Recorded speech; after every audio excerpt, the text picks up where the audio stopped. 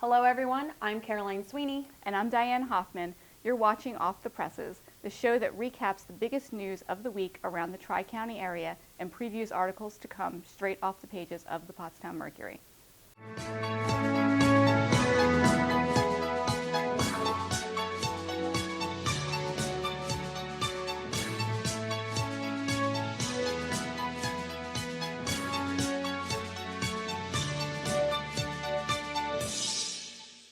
Two fires swept through the homes in Amity and Pottstown at the beginning of the week. A disabled resident said she was lucky to make it out of her Amity home early Monday morning in the 1100 block of Route 422. Fire Chief Michael Zamolski said the call for the fire came in around 12:30 a.m. and firefighters were still at the scene until 5 a.m. 10 people from 2 families were displaced by the fire and are receiving assistance from the Red Cross in Berks County. A fire that destroyed a vacant home at Wilson and Rowland Streets in the borough early Monday is under investigation. Pottstown Fire Chief Richard Lengel said the fire broke out around 1:40 a.m. and it took firefighters over an hour to put it out. A joint investigation between Pottstown Fire Marshal William Smale and the Montgomery County Fire Marshal's office is currently ongoing. The home in the Rosedale section of Pottstown was in foreclosure and was empty at the time of the fire. A Norristown man accused of taking part in a Pottstown gunshot slaying lost his bid to prevent a jury from hearing the allegedly incriminating statements he gave to police following the killing outside a Pottstown bar. 27-year-old Michael Romaine Hinton's statements were voluntarily and properly obtained by detectives investigating the killing of Victor Enrique Bonilla Baez outside Brian's Cafe on March 22nd of last year. Hinton's trial on charges of first, second, and third-degree murder, conspiracy to commit murder, and firearms violations is slated to get underway on April 15th. A group of Japanese exchange students are spending a few weeks at a local high school. Although the trip will give the students a lifetime of memories, their advisor is getting a chance to relive some of her memories as an exchange student. Frank Otto has the story. 22 years ago, Yukiko Tsukihara was a young exchange student from Kamakura, Japan, visiting Perkiomen Valley High School. Last week, Tsukihara was able to provide the same experience for 13 of her own students. Tsukihara's students are from the all-girl Komajo school not far from Tokyo. She said their excitement matches what she felt more than 2 decades ago. That was my dream, to come here again as a teacher. That's their own dream too, to come here as a student and experience American school life. The students spent Monday morning teaching a 10th grade English class Chinese characters that they learned themselves at home. They then taught the Perkval students calligraphy using those characters. Ayano Yoshimata said she's enjoyed her time in the U.S. and is learning a lot about the differences in culture. Every day surprised at culture difference between America and Japan. So I am excited every day. Tsukihara and her students will remain in Perkiomen Valley for 2 more weeks. Then they'll take a 4-day trip up to New York City to complete their experience. Join the Gift of Life Organ Donor Program as we celebrate Bobby Rydell Organ Donor Awareness Day on March 29th at the Davenport Performing Arts Center in Pottstown. We take a look at a story that took an unexpected turn this week.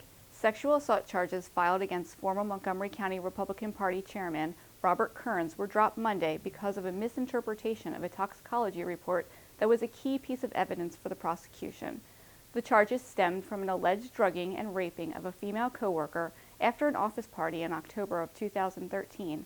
They were dropped without prejudice, which means charges can be filed again. We now have a follow-up for a story we brought to you 2 weeks ago.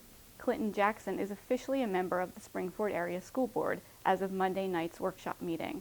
Jackson was sworn in by District Judge Walter Gadzicki with his 2 daughters and wife at his side. A Montgomery County judge selected Jackson over fellow petitioner Janet Stokes, a former school board member, earlier this month. He told the Mercury it's time to move forward in the best interest of the school board. And now we are moving forward to a story about how Chester County is moving into the age of the smartphone. On Tuesday, the county unveiled Chesco Connect, a software application for mobile phones and tablets that allows users to access information about the county government, courts, parks, health, and other departments. The app can be downloaded for free from the Apple iTunes Store or Google Play Store and gives mobile phone users access to 16 functions that are taken from the county's popular webpage. We'll be right back after this short break.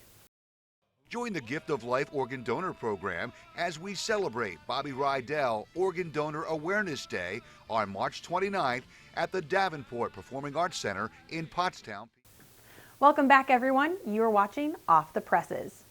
Spring City Police are investigating a crime trifecta. On Tuesday, officers responded to 3 separate incidents in the 200 block of Bridge Street. The first call came around 1:40 a.m. for a fire. Police and the Chester County Fire Marshal are looking at the possibility of arson after combustible items were found in the detached kitchen of a house. Later that morning, police were called back to the area after residents reported several people trying to cut the locks on the storage units in the 200 block of Plum Alley. Police arrived in the area again at 1:45 p.m. after a woman reported a man in her family's house. The Chester County detectives worked with the witness to compile a sketch of the suspect, who is described as a white man in his 20s, approximately 6 feet tall, with one or both ears pierced and clean shaven. Anyone with information should call police at 610-948-3456. In the past month, 2 townships have had police officers assaulted while on duty. On February 28th, an East Vincent police officer was allegedly assaulted by 39-year-old David Brennan, who was getting close to downed power lines. The officer was able to grab a hold of Brennan's jacket in an attempt to stop him, but Brennan turned around, allegedly punched the officer in the right eye before both men fell to the ground. The officer was able to call for backup and, while waiting, had to deploy his stun gun. Brennan was charged with simple assault, reckless endangerment, resisting arrest, and disorderly conduct. Then, on March 15th, a West Pottsgrove police officer was allegedly assaulted while he was serving an arrest warrant for Charles Dandridge, Jr. When the officer attempted to put handcuffs on Dandridge, he allegedly struck the officer in the face with his fist. After the alleged assault, Dandridge was running on Grosstown Road through oncoming traffic. He was caught by police on West Race Street near Grosstown Road. Dandridge was charged with aggravated assault, simple assault, resisting arrest, and disorderly conduct. Now we take a look at a group of Good Samaritans in Phoenixville. Frank Otto is back with a heartwarming story. Dr. Lou Beckery and his staff from the Phoenixville Community Health Foundation helped out volunteers with the Phoenixville chapter of Meals on Wheels Monday morning.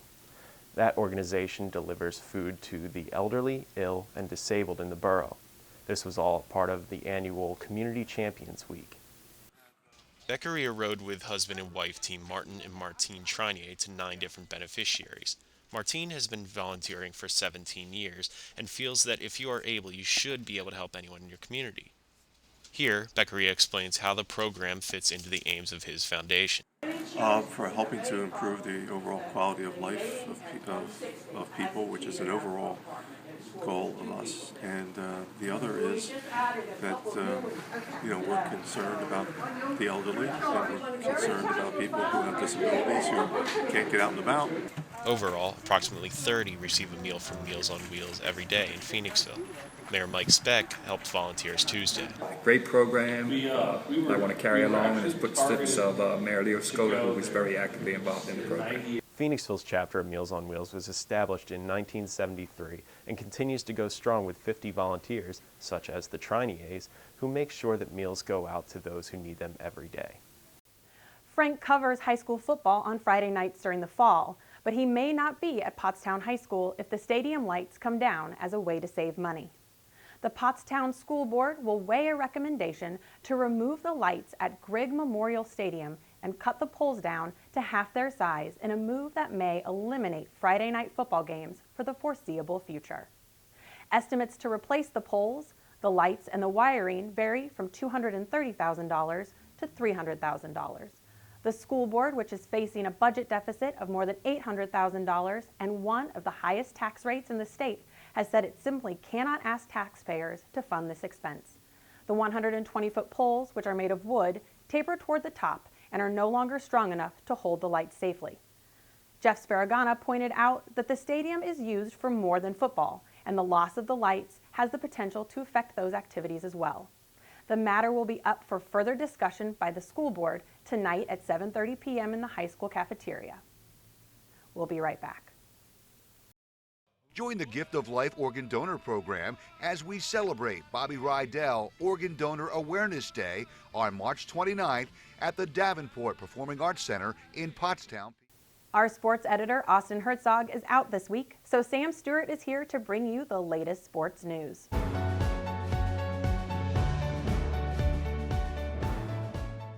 Sam Stewart here, sports writer for the Pottstown Mercury, filling in for Austin Herzog, who is our sports editor. We're going to get started with Springford girls basketball, who have continued their PIAA state run, taking on North Allegheny on Tuesday night with a 47-32 victory. Sammy Stippa had 14 points while Shelby Mueller added 12, as Springford has really continued to roll throughout these playoffs. On Friday, the team will face Cumberland Valley for the second year in a row. Springford will need another strong defensive performance to stop Cumberland Valley. In last Tuesday's game against North Allegheny, a close first half turned into a swelling in the second half as they limited North Allegheny to 5 points in the third quarter. A strong defensive performance in Cumberland Valley could mean another state title. In other news, I will be traveling to Cabrini College, where Springford alum Steph Didle has organized a knockout cancer game between Cabrini College and Immaculata. Both of these teams will be putting winning aside as they focus on one goal: to spread awareness about cancer. Game time is set at noon on Saturday at Cabrini College. This will be a College Corner special that will be running in Monday's paper, so take a look for that. Get a jump on spring sports as we preview boys and girls lacrosse, softball, baseball, track and field, and boys tennis.